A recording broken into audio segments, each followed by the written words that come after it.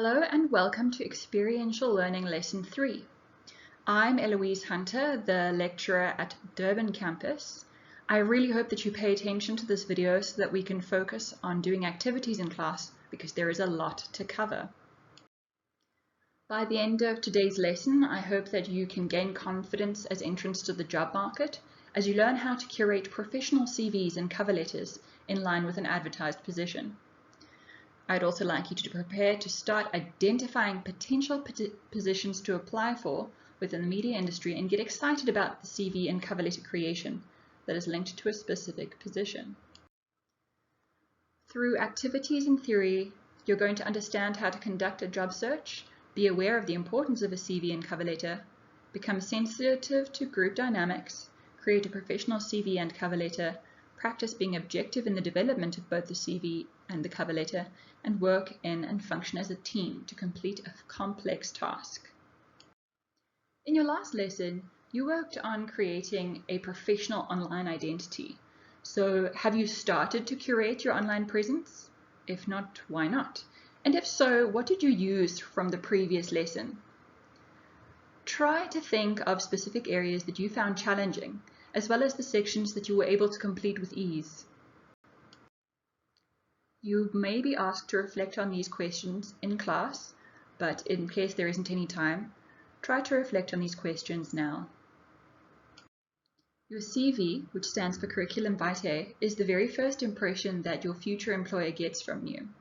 So don't think that you can just coast through the CV and then make a good impression in an interview.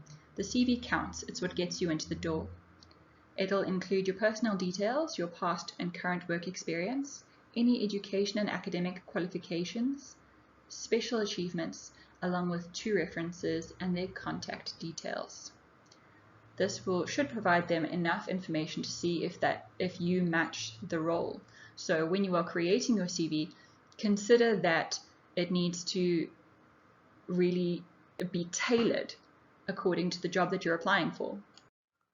Since this is your first impression, you need to make sure that you're not making mistakes in your grammar, your spelling, consistency of design, and anything like that. It'll show that you don't really pay attention if you let errors leak through on such an important document that you're going to be reusing. So it's recommended that you ask a trusted friend to proofread it for you before you send it out. Try and follow a structured layout so that it's easy for the person who's reading your CV to navigate between different sections. If it's very important for them to know what your education levels are, make sure that your education section is obviously indicated with a heading. Try to use bullet points rather than lengthy paragraphs to describe your experience in these various jobs, and use headings that are consistently formatted. When it comes to designing your CV, I realized that as a creative person, you might want to go all out with the design and show off a bit, especially if you have a graphic design background. But it's better to err on the side of professional and keep it very simple and easy to read. Obviously, you can get a little bit creative, but save the extreme creativity for your portfolio, which is what you will submit if you are applying for a creative position. If you're not sure of how to go about creating a CV, then there are fantastic templates on Canva or Google Docs.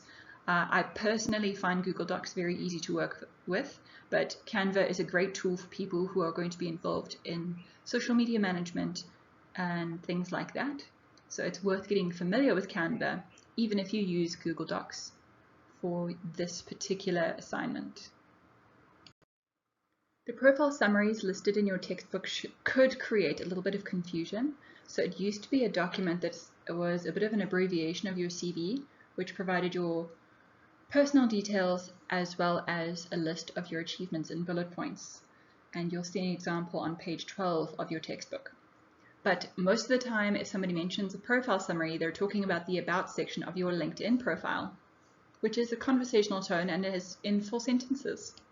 This online summary can really show your personality and can make up for a lack of work and education experience. So you can Show what you care about and what you've done in your personal time, which demonstrates that you are an employable asset. To write yours, try to answer the questions in your textbook on page 13, and the example on page 14 is from the same person I've included here in this screenshot. The very first section of your CV is your personal details, where you've got your full name, your date of birth, your gender, and that gives them an idea of who you are. Your marital status might be relevant if it's a job you might have to travel for or relocate for. Your physical and postal address, contact number, and professional email address are so that they can get in touch with you, and a photograph of yourself might be relevant if you're doing a job which involves TV presenting or something like that. There are some key rules about how you should structure your CV. After providing your personal details and perhaps a short paragraph explaining who you are and what you have to offer, you should show your employment history if you have any. The first job that is listed should be the most recent. So what you don't want to do is list your jobs from the very first job you had in high school and then make them scroll or page through to find your current and most relevant experience. You can include any employment, including gigs and part-time work, which is relevant to the job you're applying for. So let's say you were a high school tutor. When you were in matric, you were helping grade 11s and you charged money for that. That is maybe not relevant for applying for a radio internship. So you can include that less relevant job experience in other employment. But any jobs that you've had do demonstrate something about who you are and the kind of work you're capable of. So the fact that you were offering your services as a tutor means that you're good at communication, and it can mean that you've won over clients and that you can market yourself. So those are still things that somebody might care to know about you if they're looking to hire you. But the most relevant things and the most substantial jobs should be listed right at the top under employment or employment history. So within that little entry for your job, you need to include when you did it. So it can be a start date and an end date, usually the month and the year. And if it's still your job, then you can have the start date and then say to present or current. It should include the name of the organization spelled correctly and formatted correctly, your official job title, and then underneath that, you'll, in as concise a format as you possibly can, explain the skills which you used and the responsibilities that you held. And this is a way for them to see that you have done something similar in a previous job, that you can then transfer those skills to the new job. And if you held responsibilities, that demonstrates that your employer trusted you enough to take care of those things. Okay. Another important element of your CV is your educational background. So this would appear underneath your employment history if you have any. And you should, again, in the same way, include your most recent qualification as the top of the list. And then as they scroll down, they can see the education that you achieved earlier in your life. So I've said here that you may list your diploma at Boston Media House with a projected graduation date, but that is debatable. It might be more valuable not to include a projected graduation date, but instead to indicate a start date, and just to show them that you are studying things which are relevant to the job. Include the month and year you started and ended the qualification if you've completed it. The full correct name of the institution. So if you're listing Boston Media House, do not put Boston. You need to explain fully. Not Boston City Campus, not Boston in the USA, Boston Media House. Give the proper name for the qualification. So let's say you've done a certificate of some sort.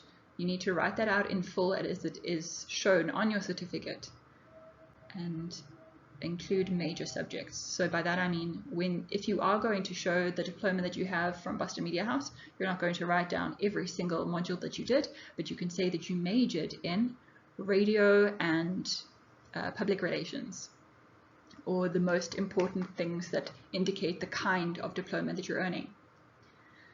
If your education history is limited, you may be tempted to include your matric subjects and results, but try not to list every single matric subject. If you did a second language, then yes, you might want to include that you did do this language up to matric level, because that language might be useful when you're speaking on the radio, for instance.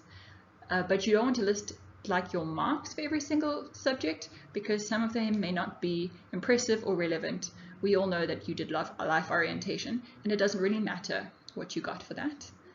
Just if you did do exceptionally well in any particular subject, you might want to include that, or whether you achieved a bachelor's pass or a diploma pass or a higher certificate pass, it may be relevant. But pretty much for high school, you can just say when you started, when you finished, and the kind of matric pass you got, without any specifics about subjects. The next section of your CV should highlight your achievements. So this is extremely important for those of you who don't have much work or education experience to boast about yet.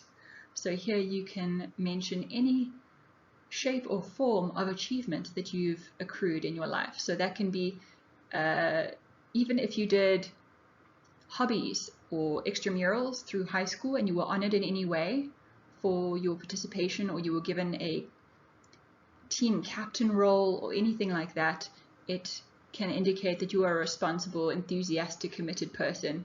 If you were involved in any cultural awards, like let's say you were involved in a film, the 48-hour film challenge, and your team were runners-up in 2020, then include that. You can include academic and merit awards. I would stick to matric. Things that you got in grade 8, it looks like you're scraping the bottom of the barrel, unfortunately. Any scholarships or bursaries that you achieved going from primary to high school, or from high school to college, then you can include those. Colors for sports, colors for academics, colors for culture, colors for provincial participation, affiliations and memberships to clubs, especially ones that are more exclusive. Those are going to reflect well on you. And again, when you are listing these, please include the full name of the organization or institution, the date or the period of the achievement, like if you were hockey captain for grade 11 and matric, list those years, and the criteria for the award. So let's say you were given in matric the cultural award for your school. What does that mean? How did you achieve that? On the previous slide, I had a call out with a link to a YouTube video, which is a fantastic video by an ex-lecturer at Boston Media House explaining a comparison between a good CV and a bad CV. So I highly recommend that you watch that. It's short, it's important, it's very helpful. Okay, so the final section of your CV lists your references. Choose people who you have reported to directly, like a manager or a lecturer, who can vouch for your character and abilities. Okay, so this shouldn't be, let's say, the academic director of Boston Media House. If she doesn't know who you are, then that's not going to be a very helpful reference.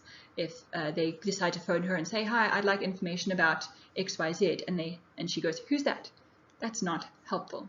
So make sure it's somebody who does know who you are, and you're going to need to ask their permission to list them as a reference. They know to expect communication from the people who you're applying to for jobs. A lot of institutions, organizations who are hiring people, they will only accept emails from an official email address from the company and only from people who you reported to. So you can't just choose somebody who likes you, who happens to be in the same industry. You need to have had some kind of working relationship. So include their full name, the relationship you had with them, include the full name of the organization that you were both involved with, and their contact number and business email address. Some companies will phone, other companies will send an email with specific questions, so you need to be ready for any eventuality. They usually tell you to let your references know that they will be in touch. Right. So another question, which is answered in that video that I shared in the previous slide, should you include an interests and hobbies section? So a lot of people want to include the interests and hobbies because it feels like the most important part of their life. And if you spend a lot of your spare time writing or creating a podcast or other creative passions which are relevant, include them, because that shows that even though you're not employed in the industry yet, you are building skills which are relevant for the industry. But if you would like to say something very generic and unhelpful, like you like movies, who doesn't? You like spending time with your friends and listening to music, oh, who doesn't? Don't include that, because it's not going to show that you are unique and hardworking. It's just going to show that you are another teenager / young adult. I mentioned earlier that you might have to attach extra documents to your CV and with your application. So this is specific to the job and it will be explained in the vacancy notice. They might ask for a certified copy of your matric certificate, diploma, your ID, your driver's license, or a photograph of yourself, and really do only include these things if they're asked for. It is a little bit strange to send a stranger your ID without them asking for it. There are a lot of job adverts out there that are actually scams, so please don't send things out unless you've established that this is a legitimate company and they really do need these documents to process your application. So make sure that you have all of these documents ready and waiting to go, because it can be a matter of timing where you see an opportunity is advertised, and in the time it takes for you to go to the post office or police station and get these documents certified and scan them and email them, somebody else has already made a great impression and scheduled the interview. So keep these at the ready. You can keep them as a file on your phone, or if you want hard copies, make sure that you have a folder full of them. If you are going to be distributing hard copies, which is not really the done thing anymore, but some institutions do require hard copies, then just make sure when you are getting them certified, that you have more than one copy of it. In my job searches in the past few years, I've discovered that most organizations will accept a scan and an inclusion of your student number or your ID number, so that they can use a background check system to ensure that they are valid by reaching the organizations who gave you the certifications, or by just searching the Home Affairs database. Okay. So there are easy ways without having to spend a lot of money that you can scan these documents. You can download a PDF scanner app on your phone, and they're very easy to use. All you need is some decent light, and put it on a flat surface and scan it like that, and then make sure that you label each of the PDFs carefully. And sometimes an organization will ask that you combine all of these documents and your CV and your cover letter into one single PDF. So you're just going to have to learn how to do that, and it's not as difficult as it sounds. All right. So I've told you that you need to include the contact details of 2 references. Some organizations may want you to have a ready-to-go letter of reference or testimonial from a previous employer. I haven't experienced this personally, because I think it's very easy for you to write a letter of reference and then to commit some kind of fraud. So that's why I think that most companies tend to contact people directly to ensure that it's not just the applicant writing up a letter of reference on their own behalf. But if an organization does want your letter of reference ready to go, it can either be digital or hard copy. It needs to have an official institutional letterhead. If it's digital, it should be in a doc or a PDF. Simple and clean. Don't put fancy borders and colors and things. It's an official formal document. If it is hard copy, make sure that you have more than one copy for multiple applications if you tend to be applying in an industry where this is the norm. And you can use the guidelines on page 18 and 19 of your textbook to make sure that the testimonials have all of the information that they might want included. Earlier on, we mentioned that there will be an opportunity for you to display your creative side, which is beyond the design of your CV. And that is in a portfolio. So if you're applying for a job like a graphic designer or a some kind of writer, they may ask for a link to a portfolio of evidence or ask you to attach a portfolio of evidence that you have written or you have created and you have designed. And then you need to make sure that those things that you send to them are the best work that you have produced. Not willy-nilly the last assignment you completed, but if you are doing a portfolio for graphic design, make sure that there's a nice range of what you've designed, different kinds of things, not just an entire portfolio of logos or party invitations or flyers for club nights. One flyer for a club night, one logo, one something else, just to show them that you know what you're doing and you can change the style according to what the client needs. Same goes for writing. You can have academic copy or more conversational or promotional materials. So just try and make sure that what you are sending through is the best of what you have to offer, and you can have somebody look over it and make sure that it is the best that you have to offer and that there are no errors involved. So you can even use assignments from your diploma towards your portfolio. There's no laws that says you can't. Just maybe polish it up before you send it on, because you will have feedback from that assignment. Before most employers look at your CV, they will probably skim through your cover letter. And a cover letter is what accompanies your CV when you're contacting a company to say that you are applying for a certain role. So it introduces who you are and what your intentions are. And it is also an opportunity to show that you are being considerate about what the role entails and that you have done research into the company that you're applying to and that you can just communicate in a professional manner. Right. So it can be in various different forms, and I have a video linked on the next slide which will explain the different formats of a cover letter, but usually it'll be inside a document with your address at the top right corner, the name or title of the recipient, and the organization's address. So it'll be like the marketing manager at East Coast Radio, and then the address of East Coast Radio. Would have a salutation, so that's when you really start to address the letter. So at the top you've got your address and their address, and now you say dear and then the name of the hiring manager. You can find the name usually by doing a little bit of online research or by phoning the company ahead of writing out this cover letter. Don't write dear Madam Sir, it's very alienating, and yeah, it shows that it's also, how do I say it? It's not specific enough to feel like this is, like if you know their address and you know the company, dear Madam Sir is just too vague. It could be a copy paste from a million cover letters. So this cover letter needs to be written specifically for this job. Okay, so your paragraphs need to explain your intention to apply and for which role. So I am writing this letter because I would like to apply for the job at blank. Okay. Then you are going to explain who you are and what you offer, which is specific to the role.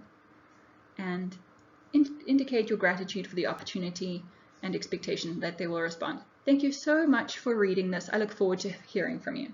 And then your formal sign off. Yours faithfully, Eloise Hunter. Right. As I promised, there is a call out over here with a YouTube video on how to write an effective cover letter. It's a nice short video, and I really do encourage you to watch it. Follow these guidelines when creating an effective cover letter. Use full sentences with correct spelling and grammar. So your CV is all about keeping it brief, bullet points, headings, whereas this is more of an essay format. Transactional writing. You studied letter writing in school, I'm sure. Use formal language. Avoid slang, abbreviations, emojis, and exclamation points. If the person who replies to you uses exclamation points and emojis, then you can mirror that. But starting off, try and keep it formal, all right? So this cover letter is an opportunity for you to show them that you are going to be an asset to the company. It's not an opportunity for you to beg them for an opportunity. If you say, please help me, I've been looking for a job, I really, really need, then as soon as they open the cover letter, they're going to think, oh, this person needs something from me. I don't have time to help people.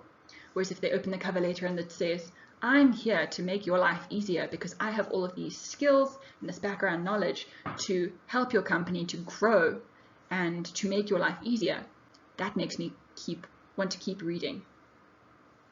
Avoid cliches, because your cover letter should be very specific to you and this role, and it should be about what sets you apart from, I'm guessing their inbox is going to be full of other people and their applications. So if you have a cover letter that looks exactly like somebody else's and sounds exactly like somebody else's, it's most likely going to go into the recycle bin. Make reference to the company and the requirements stipulated in the vacancy advertisement. It shows that you pay attention, and it shows that you are really here to fill a need. You are going to be completing an activity in class, and in order to complete this activity, you need to bring a vacancy for a media-related job into class. Okay, so make sure that you do that so that you can complete this activity.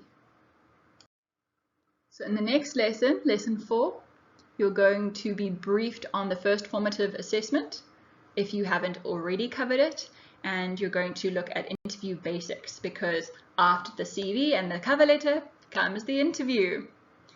So you're going to practice writing CVs and cover letters, and you are going to practice interviews. Read pages 26 to 44 of your textbook to prepare.